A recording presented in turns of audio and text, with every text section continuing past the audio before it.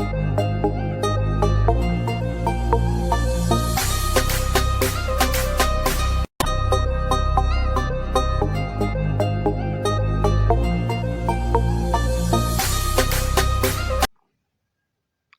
Hind, Vande Mataram. Dear student, स्वागत है आपका आपके अपने यूट्यूब प्लेटफॉर्म माई डीडीयू यूनिवर्सिटी पे। मैं आपका एजुकेटर शुभम सर आज आपके लिए लेकर उपस्थित हूं एक और वीडियो लेक्चर। जी हाँ डियर स्टूडेंट्स, आप अपने स्क्रीन पर देख रहे हैं HIS 103 यानी हिस्ट्री का फर्स्ट सेमेस्टर के स्टूडेंट का ये 103 का प्रीवियस ईयर पेपर लेकर आज हम उपस्थित है। और आज आपको हम बताएंगे कि प्रीवियस ईयर के हिस्ट्री के 103 पेपर में कैसे क्वेश्चन आए थे और इस प्रकार आप जान सकेंगे कि आपके एग्जाम में कैसे प्रश्न आएंगे और आपकी तैयारी बहुत ही बेहतरीन हो सकेगी। स्टूडेंट, इस पेपर का नाम history of medieval India up to 1206 AD यानी 751 से लेकर 1206 AD तक के पीरियड के हिस्ट्री को इस पेपर में हम डील करते हैं। तो चलिए बिना देर किए देखते हैं कैसे प्रश्न आए थे और उनके सही उत्तर क्या है। स्टूडेंट्स, आपसे अनुरोध है कि अगर आप वीडियो को पहली बार देख रहे हैं या हमारे चैनल पर नए हैं तो आप वीडियो को लाइक सब्सक्राइब करके बेल आइकन दबाना मत भूलिएगा और इसको अपने फ्रेंड्स के बीच जरूर शेयर करिएगा ताकि हमको आपके लिए अच्छे वीडियोस करने के लिए और मोटिवेशन मिलती रहे। स्टूडेंट, मैं वीडियो शुरू करने से पहले एक बहुत इंपॉर्टेंट बात बता दे रहा हूं कि आप पेन कॉपी मेरे साथ लेके बैठिएगा, क्योंकि मैं प्रश्नों के साथ साथ कुछ इंपॉर्टेंट पॉइंट बताता जाऊंगा जिसको आपको साथ ही साथ कहीं ना कहीं नोट करके रखना है। तो बिना देर किए ले चलते हैं क्वेश्चन की तरफ। पहला क्वेश्चन जो है, पहला क्वेश्चन कर रहा है निम्न में से सबसे प्राचीन वाद्य यंत्र क्या है। तो स्टूडेंट, इसका राइट आंसर होगा वीणा। सबसे प्राचीन वाद्य यंत्र है वीणा। विस्तार सितार नहीं, सरोद नहीं, तबला नहीं, यानी most ancient musical instrument is Veena. Second question है कि the Dilwara temple is located, यानी दिलवाड़ा मंदिर कहाँ स्थित है। तो स्टूडेंट, इसका सही जवाब हो जाएगा कि दिलवाड़ा मंदिर माउंट आबू में स्थित है। कहाँ पे स्थित है? माउंट आबू, जो राजस्थान में है। ये दिलवाड़ा का ये जैन मंदिर है। दिलवाड़ा का ये मंदिर जो है ये जैन मंदिर है स्टूडेंट्स। ये और ये 5 मंदिरों का समूह है, ठीक है। तो ये जैनों के पवित्र मंदिरों में से एक है। ये 5 मंदिरों का समूह है और ये माउंट आबू राजस्थान, ये कहाँ पे है?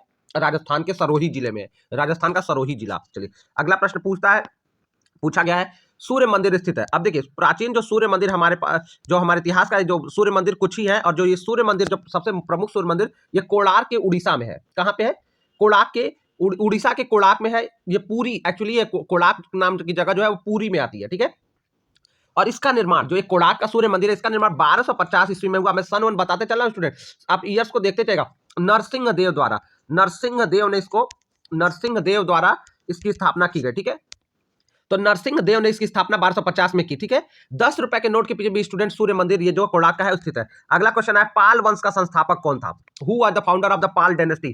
तो स्टूडेंट, इसका राइट आंसर है पाल वंश का जो संस्थापक था वो गोपाल था। वो कौन था? Gopal. Gopal was the founder of the Pal dynasty. और गोपाल ने 750 से 770 के बीच राज किया।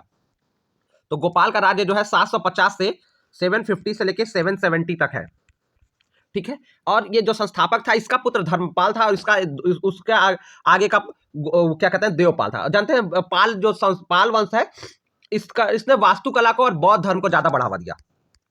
अगला करा, खुजराहो का निर्माण किया था। अब देखिए, खुजराहो का जो ये मंदिर है इसका निर्माण चंदेलों ने किया था। चंदेलों, Khajuraho temple was built by Chandels. और चंदेल, देखिए खुजराहो का जो जगह है ये मध्य प्रदेश के छतरपुर जिले में है। इस समय मध्य प्रदेश के छतरपुर जिले में ये आता है और ये इसको प्राचीन काल में खजूरपुरा या खजूर वाहिका के नाम से जाना जाता है। तो इसका निर्माण चंदेलों ने कराया। और चंदेल में कौन सा शासक, याद रखिएगा, चंद्रवर्मन। कौन था वो शासक? चंद्रवर्मन ने इसका निर्माण कराया था, ठीक है। तो याद रखेंगे कि वो शासक कौन था? चंद्रवर्मन था। अगला प्रश्न देखते हैं, विक्रमशिला विश्वविद्यालय इनमें से आज किस राज्य में है? तो विक्रमशिला, देखिए विक्रमशिला जो विश्वविद्यालय है ये बिहार में है। कहां पे है? इसका सही उत्तर हो जाएगा बिहार।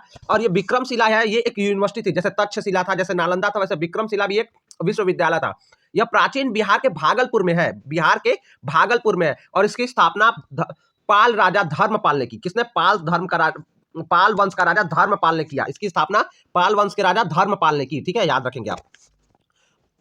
और ये जो हमारा ये विक्रमशिला के बारे में एक और बात बता दूं स्टूडेंट, इसको बख्तियार खिलजी ने 1203 में तोड़ दिया था। 1203 के आसपास, वही का समय है, बख्तियार खिलजी ने विक्रमशिला को तोड़ दिया था, बख्तियार खिलजी। चलिए अगला प्रश्न आ रहा है, निम्न में से किसे नया संवत चलाने का यश प्राप्त है? तो देखिए स्टूडेंट, जो नया संवत है उसको चलाने का यश जो है, नया संवत को चलाने का यश बंगाल का एक शासक था, लक्ष्मण जो है, लक्ष्मण सेन। इनका नाम क्या था? लक्ष्मण सेन। जो ऑप्शन डी आपका कह रहा है लक्ष्मण सेन। लक्ष्मण सेन को इनिशिएटिंग न्यू संवत, नया संवत चलाने का श्रेय जाता है लक्ष्मण। और इन्होंने इसमें लक्ष्मण संवत, इनके संवत का नाम भी था लक्ष्मण संवत। और ये, ठीक है, इनके दरबार में जो जैसे जयदेव और हलयुद्ध जैसे प्रसिद्ध व्यक्ति थे। जयदेव वही है जिन्होंने गीत गोविंद नाम की रचना की है, ठीक है।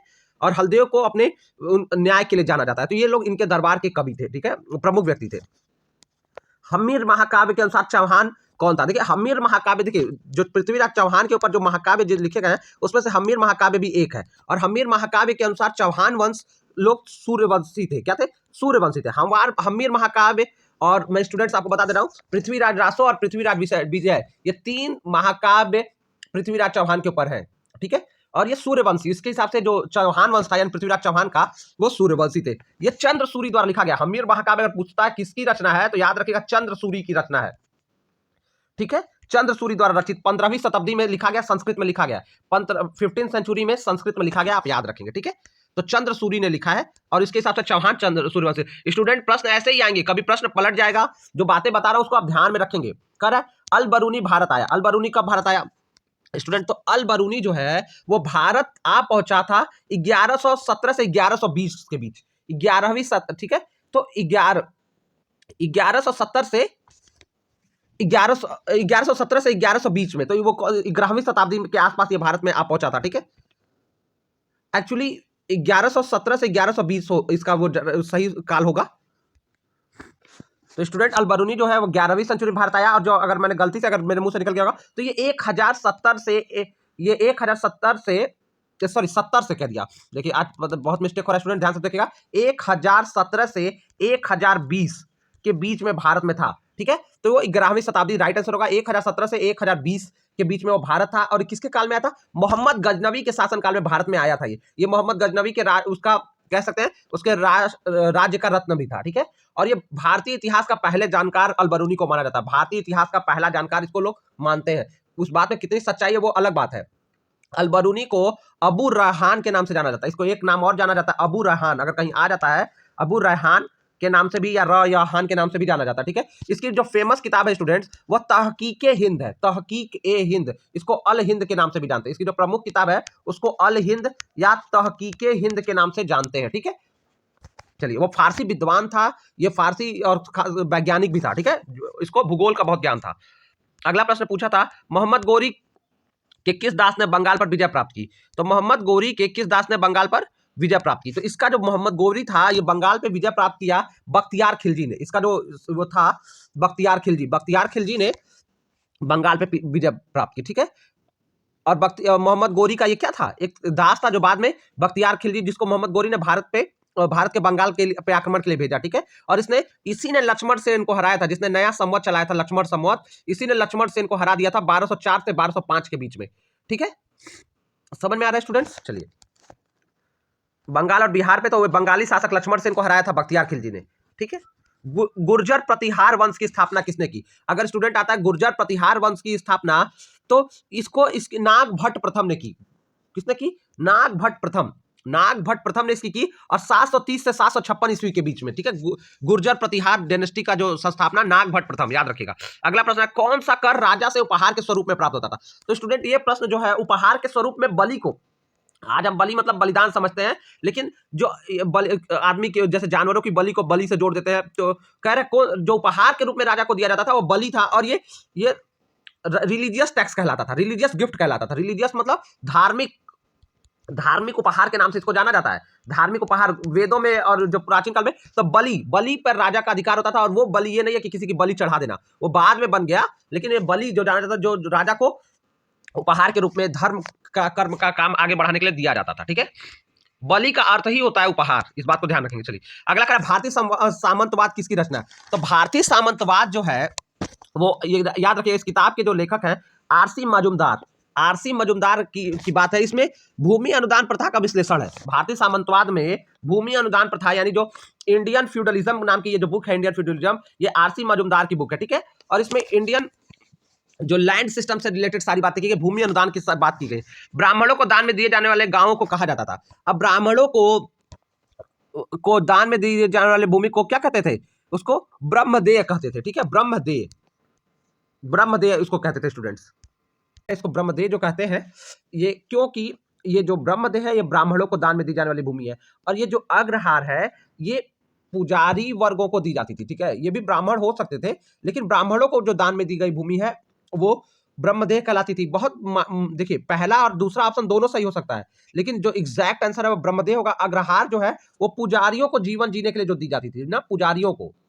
बहुत ज्यादा अंतर नहीं था प्राचीन काल में पुजारी और ब्राह्मणों में, लेकिन हर ब्राह्मण पुजारी हो ये जरूरी नहीं है, ठीक है। तो ब्रह्मदेह भूमि बस ब्राह्मणों को दी जाती थी, अग्रहार पुजारियों को दी जाती थी। तो कई जगह आपको अग्रहार भी मिल सकता है, लेकिन ज्यादा सही उत्तर ब्रह्मदेह होगा। आप इसी के साथ जाएंगे। अगर हम मुक्त सभी जा सकते थे, लेकिन ये जो तीसरा ऑप्शन है, ये जो तीसरा ऑप्शन अपने स्क्रीन पे देखिए, शासन जो लिखा है, ऐसी कोई भूमि दान में ब्राह्मणों को नहीं दी जाती थी, इसीलिए अग्रहार और ब्रह्मदेह ए बी आएगा तो दोनों मान लेंगे, लेकिन ज्यादा सही आंसर ब्रह्मदेह है। चलिए अगला प्रश्न क्या आया है, हिंदुओं का कौन सा पवित्र वृक्ष माना जाता है? आंवला, वट, पीपल, उक्त सभी। तो हिंदुओं में जो बात कर रहे हैं कि जो सबसे ज्यादा पवित्र वृक्ष है वो पीपल है, ठीक है। अगर पवित्र वृक्ष की सबसे पवित्र की बात करें तो पीपल है, और पवित्र वृक्ष माना जाए तो ये तीनों पवित्र वृक्ष है। आंवला तो उक्त सभी के साथ जाएंगे, क्योंकि यहाँ पे सबसे पवित्र नहीं पूछा है। हिंदुओं का सबसे पवित्र वृक्ष पीपल है, और अगर पवित्र वृक्ष तो सब है। चलिए, भोज प्रबंध का लेखक है। अब जो भोज प्रबंध है इसका लेखक, ये गद में जो लिखी गई भोज प्रबंध, ये बल्लाल द्वारा, it was written by Ballal, okay. It was, और वे यह संस्कृत लोक साहित्य का एक अनुपम ग्रंथ है, ठीक है। बल्लाल जो है बल्लाल का लिखा हुआ भोज प्रबंध, ये संस्कृत साहित्य का एक अनुपम ग्रंथ है, ठीक है। और गद्यात्मक शैली में लिखा गया, गद्यात्मक शैली में लिखा गया, गद्य के रूप में, ठीक है, गद्यात्मक शैली में, ठीक है। चलिए अगला प्रश्न देखते हैं। सोलंकी वंश का अंतिम शासक कौन था? देखिए, सोलंकी वंश का जो अंतिम शासक था वो भीम द्वितीय था। भीम द्वितीय, यही भीम द्वितीय था जो सोमनाथ मंदिर पर जब सोमनाथ पे गजनवी का सोमनाथ पे जब आक्रमण हुआ तो भीम द्वितीय ही था जो वहां का शासक था, ठीक है। और उसने मंदिर की रक्षा करने के बजाय मोहम्मद गजनवी ने जब सोमनाथ पे आक्रमण किया तो ये पलायन कर गया था, ठीक है। तो भीम द्वितीय था, ठीक है, इसको कहते हैं। चलिए अगला प्रश्न है, तराइन का द्वितीय युद्ध लड़ा गया। तो स्टूडेंट्स ये बहुत अच्छा प्रश्न है, और ये इससे अभी प्रश्न एग्जाम में आते रहते हैं स्टूडेंट। साथ ही साथ आपको बीच में बता देना चाहता हूं कि HSC HIS 101 और 102 के पेपर को आपको देख के जाइएगा, क्योंकि उसके बहुत सारे प्रश्न इस पेपर में आते हैं। क्योंकि जो ये तराइन का द्वितीय युद्ध प्रश्न है, ये अभी HIS 101 में भी पूछा गया था। तो आप दोनों जिन्होंने नहीं देखा है वो दोनों वीडियो देखकर ही जाएंगे तो उनको काफी मदद मिल जाएगी। इस तरह से उनके और क्वेश्चंस भी तैयार हो जाएंगे, जिसके संभावनाएं सही होने की संभावनाएं बढ़ जाएंगी, उनके प्रश्नों की संख्या। तो कह रहा है तराइन का प्रथम युद्ध देखिए 91 में लड़ा गया प्रथम युद्ध, 92 में द्वितीय और तृतीय, 92 में जो सेकेंड वॉर है और थर्ड वॉर है ये दोनों 92 में हुआ है, ठीक है। तो जो तराइन का प्रथम युद्ध 91 में, द्वितीय 92 और 92 में, द्वितीय और तृतीय दोनों 92-93 में हुआ है, ठीक है स्टूडेंट्स। और इसमें जो है मोहम्मद गोरी वर्सेज पृथ्वीराज चौहान, यानी गोरी और पृथ्वीराज चौहान का हुआ था द्वितीय युद्ध, प्रथम और द्वितीय और तृतीय, जो सॉरी, और इसमें पृथ्वीराज की विजय हुई थी, तृतीय में हार हो गई थी, ठीक है। चलिए, मोहम्मद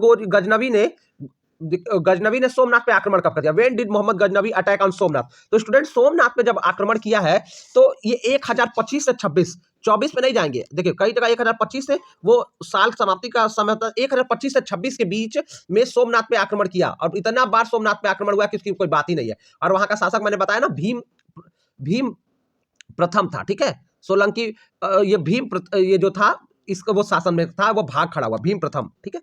और यहाँ पे अगर भीम द्वितीय की बात आई थी तो ये वो नहीं था, ये इसका जो भीम प्रथम था, भीमदेव प्रथम, वही था। भीम द्वितीय सोलंकी वंश का अंतिम शासक होगा। इसमें यहाँ पे आप अपने इस बात को सही कर लीजिएगा, ठीक है। तो सोमनाथ पे इतने पे आक्रमण हुआ। अगला कहा चंद्रबरदाई किसका दरबारी कवि था? तो चंद्रबरदाई जो है, आपको पता है चंद्रबरदाई ने कौन सी प्रसिद्ध किताब लिखी है? तो चंद्रबरदाई ने लिखी पृथ्वीराज रासो, और पृथ्वीराज रासो में पृथ्वीराज के बारे में वर्णन है। और पृथ्वीराज को द्वितीय नाम से और जानते हैं, पृथ्वीराज द्वितीय, पृथ्वीराज तृतीय और के नाम से जानते हैं, ठीक है। और क्या कहते हैं, पृथ्वीराज को जो है भरतेश्वर, ठीक है। पृथ्वीराज इनको तृतीय के नाम से जानते हैं, इनको पृथ्वीराज तृतीय के नाम से इतिहास में जानते हैं। भरतेश्वर राय पिथौड़ा के नाम से भी इनको जानते हैं। चलिए, तो पृथ्वीराज किसका दरबारी कवि था? तो पृथ्वीराज चौहान का था, ठीक है। अगला प्रश्न क्या आया था? अगला प्रश्न आपकी स्क्रीन पे दिख रहा है कि हम्मीर महाकाव्य में चौहानों को बताया गया। देखिए हम्मीर महाकाव्य जो है, पृथ्वीराज के ऊपर 3 महाकाव्य हैं। हम्मीर महाकाव्य एक हो गया, पृथ्वीराज रासो दूसरा हो गया, और पृथ्वीराज विजय तीसरा हो गया। तो हम्मीर महाकाव्य में पृथ्वीराज को बताया गया, सूर्यवंशी बताया गया। इसका सही उत्तर हो जाएगा सूर्यवंशी शासक था। महानतम प्रतिहार राजा था। अब जो महानतम प्रतिहार राजा जो था वो मिहिर भोज था। कौन था? महानतम जो सबसे प्रतिहार बड़ा राजा था, 836 से लेके 885-86 तक रहा। मिहिर भोज को माना जाता है सबसे ग्रेटेस्ट प्रतिहार किंग, ओके। निम्न में से कौन सा विक्रमशिला विश्वविद्यालय का संस्थापक कौन था? तो विक्रमशिला का संस्थापक की बात करें तो ये धर्मपाल था, जो पाल वंश का जो दूसरा राजा था धर्मपाल, गोपाल के बाद। तो धर्मपाल जो था इसने विक्रमशिला विश्वविद्यालय की स्थापना कराई 1775, सॉरी 775 से 800 के बीच में, जो ये विक्रमशिला विश्वविद्यालय का कराया, ठीक है। बिहार के भागलपुर में है, ये जान लीजिए। महोदया किसका पुराना नाम है? अब स्टूडेंट, महोदया जो है वो कन्नौज, जो हर्षवर्धन जहां से है, और कन्नौज की राजधानी कन्नौज का है, ठीक है। इसको कन्नौज को उस समय महोदया के नाम से भी जाना जाता था, ठीक है। कर जेजा कभुक्ति प्राचीन नाम था, तो ये किसका प्राचीन नाम था? तो ये बुंदेलखंड का, ठीक है। इसका राइट आंसर हो जाएगा बुंदेलखंड का, ये प्राचीन नाम था, ठीक है, याद रखिएगा। अगला अगला क्वेश्चन, पुराणों का अध्ययन करने वाला प्रथम मुसलमान कौन था? देखिए पुराण अलबरूनी, जो अलबरूनी है, ये जो भारत आया था, इसने उल हिंद या तहकीके हिंद नाम की किताब लिखी थी, और ये अलबरूनी ही पुराणों का अध्ययन करने वाला प्रथम मुस्लिम शासक, प्रथम मुस्लिम माना जाता है, ठीक है। ये मैंने बताया ये खगोल शास्त्री था, इसको भूगोल का भी बहुत ज्ञान था। अब देखिए अगला प्रश्न जो पूछा है पृथ्वीराज विजय, मैंने बताया ना ये 3 किताब, पृथ्वीराज रास्तों, पृथ्वीराज विजय और हम्मीर महाकाव्य, तीनों पृथ्वीराज के ऊपर है। तो ये जो पृथ्वीराज विजय है, इसको किसने लिखा है? तो पृथ्वीराज विजय जो है ये जयनायक का लिखा हुआ है, और हम्मीर महाकाव्य को नयन चंद्र सूरी ने लिखा है। जो हम्मीर महाकाव्य पुराना आया था, तो यहाँ पे जो ये आपका जो नयन चंद्र सूरी है, इन्होंने ये जो नयन चंद्र सूरी है आपका, तो इन्होंने लिखा हम्मीर महाकाव्य। यहाँ पे बता दे रहा हम्मीर महाकाव्य इन्होंने लिखा, लेकिन जो यहाँ पे ऑप्शन आपका है कि पृथ्वीराज विजय, तो पृथ्वीराज विजय को लिखने का श्रेय जाता है जयनायक को। किसको जाता है?